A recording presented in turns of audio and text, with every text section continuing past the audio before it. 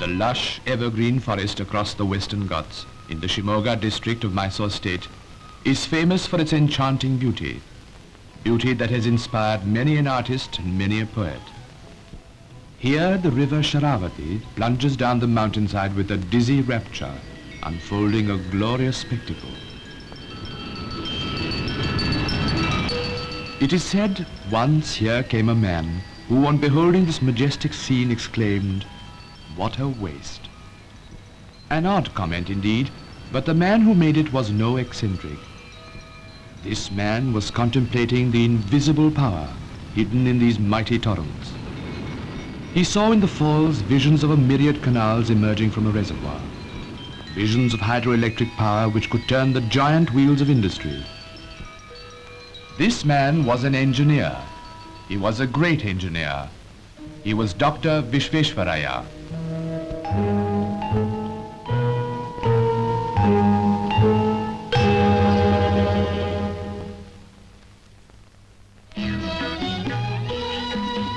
Nestling at the foot of the Nandi Hills in the Chikbalapur Taluk of Mysore state is a little village, Mudenahalli.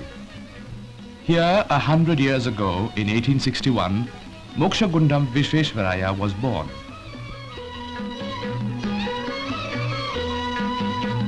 Visvesvaraya came of a poor family. His mother had to struggle hard to get him educated. It was she who brought him to nearby Chikbalapur for his schooling. From Chikbalapur, young Visvesvaraya migrated to Bangalore for his high school and college education. At the Central College, Principal Waters was proud of this brilliant student. A merit scholarship enabled Visvesvaraya to further his studies at Pune. He came to the College of Engineering, known in those days as the College of Science. Here, under the guidance and care of Principal Theodore Cook, he excelled in his studies and graduated with top honors at the young age of 23. Visvesvaraya got the coveted job that was guaranteed every year to the candidate who topped the list of engineering graduates of the Bombay University. In March 1884, he started his engineering career in the holy city of Nasik on the banks of the river Godavari. Starting as an assistant engineer at Nasik, he rose to the rank of sanitary engineer to the government of Bombay.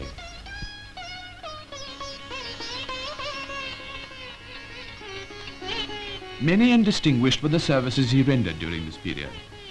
One of his lasting contributions to the state was the block system of irrigation, which he developed in the Neera Canal area of the Pune district. The object of the system was to distribute the benefits of irrigation over a large number of villages. His passion for statistics and for the intelligent use of these facts and figures were evident in the way he worked out the scheme. One of his engineering achievements was connected with the lake Fife at Khadakwasla. The storage of this lake was insufficient to meet the needs of the Mutha Canal, which supplied water to Pune. The reservoir overflowed every year above the surplus weir. The problem was to increase the storage capacity without raising the dam. Visvesvaraya had the answer. He devised a system of automatic gates which did the trick. These gates have stood the test of time and have been copied in other places too.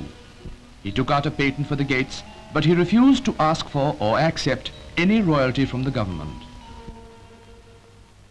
He always believed in work properly blended with recreation. The result was the Deccan Club, which flourishes to this day. In this good work, he had the blessings and cooperation of such eminent personalities as Mahadev Govind Ranade and Gopal Krishna Gokhale. The year 1909 brought Visvesvaraya to Hyderabad. The Nizam's government secured his services for an important assignment. On the 28th of September 1908, the river Musi, which passes through the city of Hyderabad, was in floods and ravaged the city. In one area alone, known as Kolsawadi, more than 2,000 people were drowned or washed away. Hundreds of buildings were swept away. The state government wanted Visvesvaraya to examine the damage done and to suggest measures to prevent a recurrence of such a catastrophe. After making a survey, he recommended the construction of 2 reservoir dams above the city. one across the river Musi and the other across its tributary, the Isi.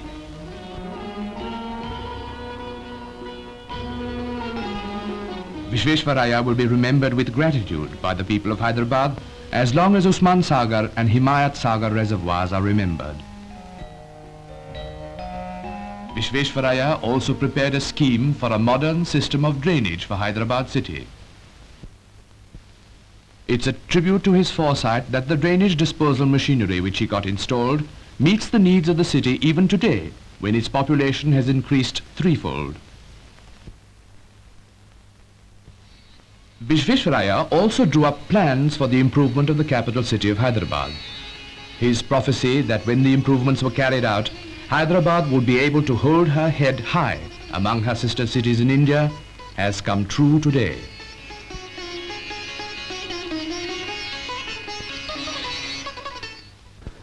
In the same year 1909, he received a call from the land of his birth, Mysore. The Maharaja of Mysore offered Visvesvaraya the job of chief engineer of the state. One of his greatest achievements as chief engineer was the planning and construction of Krishnaswamy Dam across the river Kaveri. Completed in the year 1912, it was the largest reservoir ever built in India up to that time. If one can only place oneself in that epoch, one can judge what a colossal achievement it was in the context of the times. The estimated cost of the project was over 23 million rupees. Such a large amount the state had never spent before on any single project. Referring to this multi-purpose dam, Gandhiji once said, "Krishnaraj Sagar alone, one of the largest of its kind in the world, would perpetuate the name of Sir Visvesvaraya."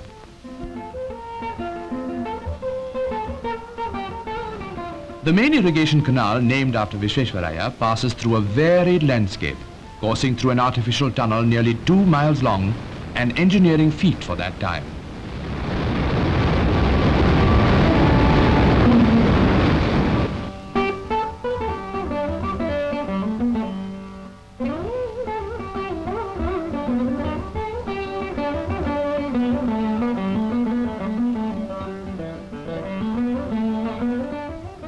The canal has brought prosperity to land which was once barren.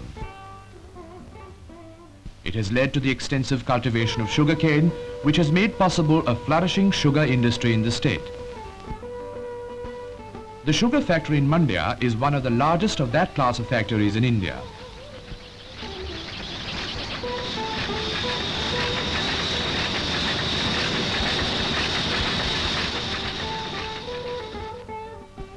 Mandya, which was once a sleepy, undeveloped village, is today a prosperous town, the headquarters of a prosperous district of the same name. Krishnaraj Sagar has thus brought immense prosperity in its wake. It has almost changed the face of Mysore. The Brindavan gardens below the dam have added enchantment to utility.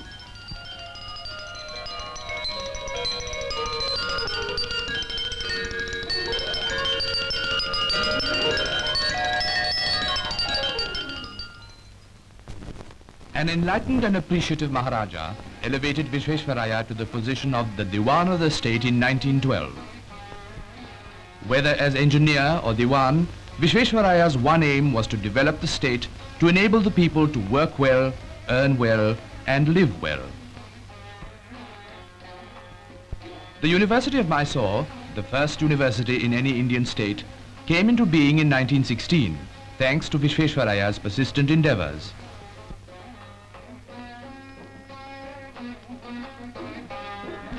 He also founded the Kannada Literary Academy. Visvesvaraya always felt that industries were the mainstay of the progress and the prosperity of a nation. The sandal oil factory was but one of the many industries introduced by him.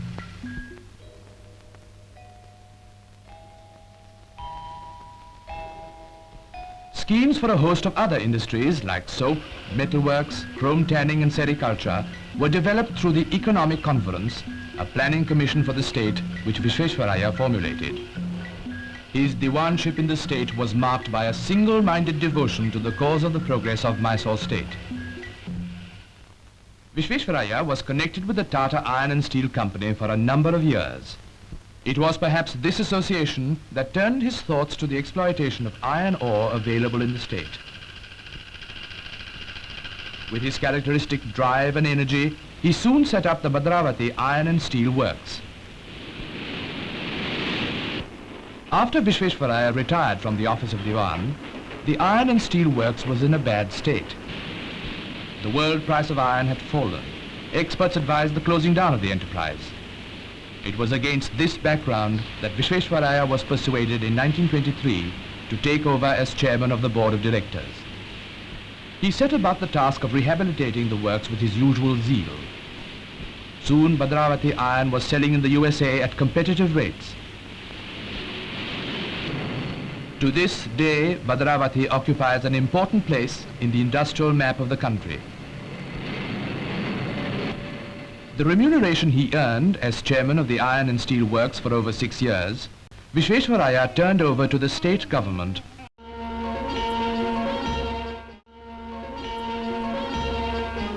He was also responsible for the water supply schemes of Goa, Hyderabad, Sindh and Aden. VISVESVARAYA worked incessantly, preparing plans and schemes for the development of the country. He published several books and pamphlets. Waking or sleeping, he had only one thought in his mind: nation building. VISVESVARAYA traveled abroad several times. Wherever he went, his one consuming desire was to bring back technical know-how for the development of his own motherland.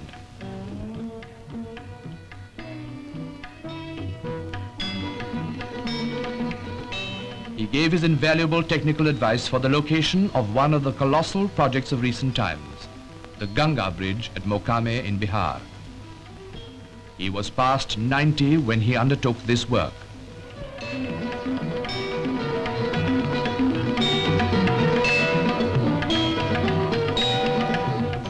His deep interest in the industrialization of the country led VISVESVARAYA to found the All India Manufacturers Organization in 1941. Its motto, prosperity through industry. He wanted manufacturers in the country to develop initiative and build new industries with the help of modern methods of organization. As the founder president of the organization, VISVESVARAYA still keeps in close touch with its activities and gives the organization the benefit of his rich experience and wise counsel.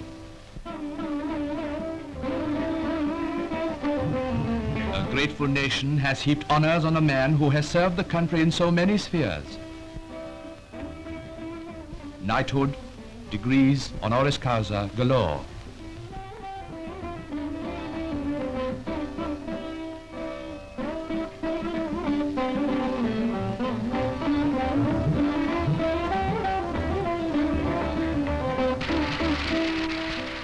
When the centenary of his alma mater, the Central College in Bangalore, was celebrated, he was honored as the oldest and the greatest living alumnus.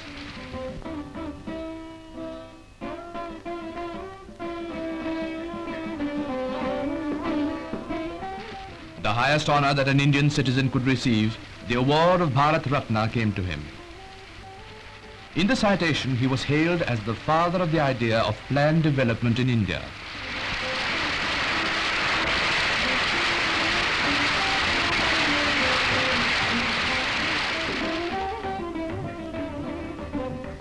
But all these honors sit lightly on VISVESVARAYA's shoulders. Unaffected by all these, he lives today in his Bangalore home without a trace of ostentation. His devoted old secretary still assists him in all his work.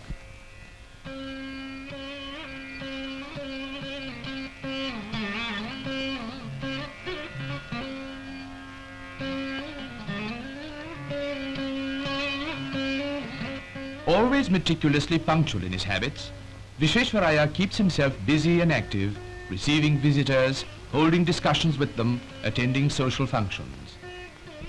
For he thinks with Ulysses, how dull it is to pause, to make an end, to rust unburnished, not to shine in use, as though to breathe were life.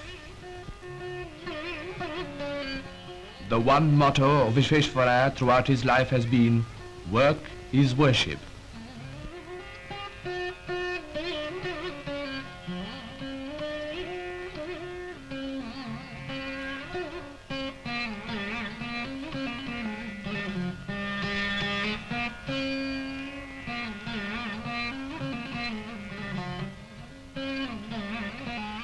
As this Karma Yogi enters his 100th year, we cannot do better than invoke the benedictions of our sages of yore. May we for 100 autumns see that lustrous eye God ordained arise before us. May we live 100 autumns. May we hear for 100 autumns. May we speak well for 100 autumns. May we hold our head high for 100 autumns. Yea, even beyond 100 autumns.